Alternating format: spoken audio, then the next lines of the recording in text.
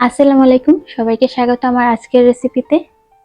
তৈরি করছি স্পঞ্জ রসগোল্লা। রসগোল্লা তৈরিতে খুবই কম উপকরণ লাগে, কিন্তু কিছু টিপস অ্যান্ড ট্রিক্স সহ ফলো করে তৈরি করতে হয়, যেটা আমি মিষ্টি বানানোর সময় সবগুলো দেখিয়ে দেব এবং বলে দেব।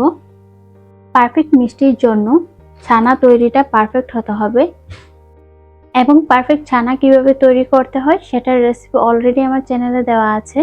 তারপর আপনাদের সুবিধার্থে প্লেলিস্টে ছানা তৈরি রেসিপির ভিডিওর লিংক দেওয়া আছে, আপনারা চাইলে দেখে নিতে পারেন। এর জন্য আমি এখানে 2 লিটার দুধের ছানা নিয়েছি, প্রায় 2 কাপ ছানা হয়েছে। এখানে 2 কাপ ছানার সাথে দিয়ে দিচ্ছি 1 টেবিল চামচ চিনি এবং 1 টেবিল চামচ ময়দা। প্রথমে চিনি এবং ময়দাটাকে একসাথে মিশিয়ে নিচ্ছি। এবার ছানাটাকে এগুলোর সাথে মিশিয়ে নিচ্ছি। ভালো করে ছানাটাকে মসৃণ করে এইভাবে হাতের তালুর সাহায্যে ডলে মথে নিতে হবে। ছানাটাকে যত ভালো করে মসৃণ করে মথে নেওয়া হবে, মিষ্টি কিন্তু ততটাই সফট হবে। মিষ্টি বানানোর মেইন ইনগ্রেডিয়েন্টস হচ্ছে ছানা। ছানাটা যদি পারফেক্ট না হয় তাহলে কিন্তু কখনোই আপনার মিষ্টি পারফেক্ট হবে না।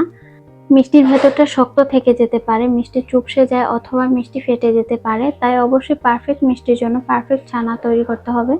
এই পর্যায়ে ছানাটা আমার মথে নেওয়া হয়ে গেছে, তো এইভাবে আমি ছোট ছোট ভাগ করে নিচ্ছি, এতে করে সবগুলো মিষ্টি একই সাইজের হবে।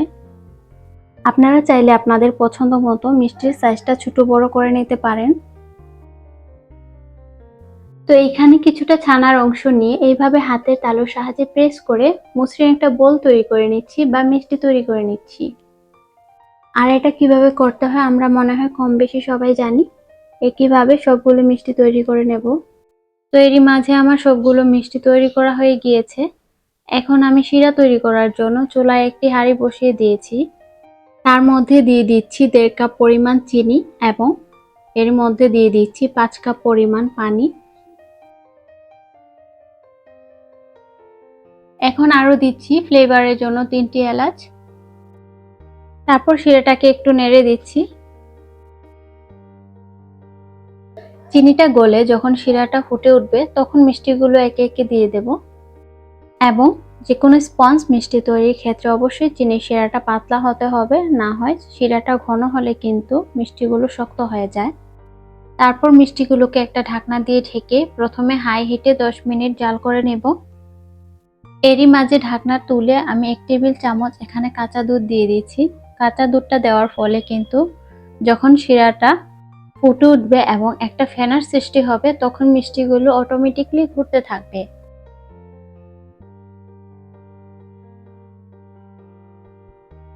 এই পর্যায়ে মিষ্টিগুলোকে আমি খুবই আলতো হাতে একটু নেড়ে দিচ্ছি। তারপর এখানে দিয়ে দিচ্ছি 1 কাপ ফুটন্ত গরম পানি। কিছুক্ষণ জাল করার পরে দেখবেন শিরাটা একটু কমে আসবে, তখন অল্প অল্প করে গরম পানি অ্যাড করতে হবে। এখানে আবারও হাফ কাপের মতো আমি গরম পানি অ্যাড করে দিচ্ছি। তো আমি প্রথমে একবার বলেছি, স্পঞ্জ মিষ্টি তৈরির ক্ষেত্রে চিনির শিরাটা অবশ্যই খুবই পাতলা হতে হবে, না হয় কিন্তু মিষ্টি শক্ত হয়ে যাবে। তারপর আবারও 5 মিনিটের জন্য ঢাকনা দিয়ে ঢেকে জাল করে নেব। 5 মিনিট পর ঢাকনাটা তুলে নিলাম। এখন খুবই আলতো হাতে মিষ্টিগুলোকে একটু নেড়ে দিচ্ছি এবং চুলার আঁচটা প্রথমে 10 মিনিট থাকবে হাই হিটে, তারপর মিডিয়াম হাইতে করে মিষ্টিটাকে কুক করে নিতে হবে। 30 থেকে 35 মিনিটের মধ্যে কুক হয়ে যাবে। তো এখানে আমি 1 কাপ নরমাল পানিতে একটা তুলে চেক করে নিচ্ছি মিষ্টি পারফেক্টলি কুক হয়েছে কিনা। সেটা বোঝার উপায় হচ্ছে মিষ্টিটা যদি পানির মধ্যে ডুবে থাকে তাহলে বুঝতে হবে মিষ্টিটা হয়ে গেছে, আর যদি না পানির উপরে ভেসে আছে তাহলে আরো কিছুক্ষণের জন্য জাল করে নিতে হবে। মিষ্টিগুলো আমার হয়ে গিয়েছে। এবার চুলার আঁচটা আমি অফ করে দিব এবং চুলার আঁচটা অফ করে দেওয়ার পর এই শিরার মধ্যে রেখে মিষ্টিগুলোকে সম্পূর্ণ ঠান্ডা করে নেব। রসগোল্লার পারফেক্ট টেস্ট এবং টেক্সচার পেতে হলে কিন্তু কমপক্ষে 6 ঘন্টা রেখে দিতে হবে। আমি মিষ্টিগুলোকে সারা রাতের জন্য শিরার মধ্যে রেখে দিয়েছিলাম। মিষ্টিগুলো সার্ভ করার জন্য এখন একদম রেডি। তো দেখতেই পাচ্ছেন মিষ্টিগুলো ঠিক কতটা সুন্দর হয়েছে এবং খুবই রসালো স্পঞ্জি হয়েছে। আশা করছি আমার আজকের রেসিপিটি ভালো লেগেছে। ভালো লাগলে প্লিজ একটা লাইক দিবেন এবং চ্যানেলটি সাবস্ক্রাইব করে পাশে থাকবেন। আল্লাহ হাফেজ।